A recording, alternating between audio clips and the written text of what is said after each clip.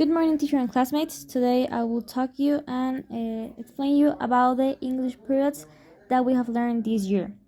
We have three important different literature periods, like the Old English, the Middle English, and the Renaissance period. Let's start with the Old English. It starts in the year 450 to 1066. The principal story of this period is Beowulf, which was the first English book found. That's why it's so important. And its author, we don't know it, so that's why it's called unknown. We also learn other stories at Caedmon's Hymn, who was wrote by Caedmon, and it's important because it was one of the first English poems, and that also Caedmon was one of the first English poets. We also learn King Arthur, who was a really important story for this period because it was wrote to give hope to the English people. And we have the Middle English that starts in the years 1066 to 1500. The main story in this period is the Canterbury Tales, which at first were more than 100 stories, but finally there were 24 stories, as for example the Yeoman, and they were written by Geoffrey Chaucer.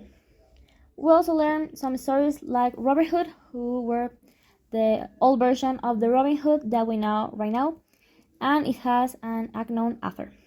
And a story written by Sir Thomas Malory was Le Morte d'Arthur, that was kind of continuation of King Arthur, but he was afraid to worry the people of England, so he decided to don't publish it. But after years, it was published by William Caxton.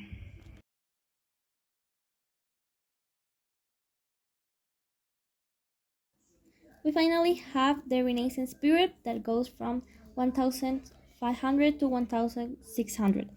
This period means rebirth or rebirth. It's like when something starts. In this period, we learn stories like Hamlet, Macbeth, and Romeo and Juliet that were stories of tragedy. Those stories were written by William Shakespeare, which was one of the most important authors from all the history because he changed the history of the theatre. But we also learn stories like Fairy Queen, which were 6 different stories that each one has a different virtue, and they were wrote by Edmund Spenser, who got inspired in the Queen Elizabeth. So that was the timeline of the English periods, the stories, the years, and the most important authors that we have learned this year. Thank you so much for watching.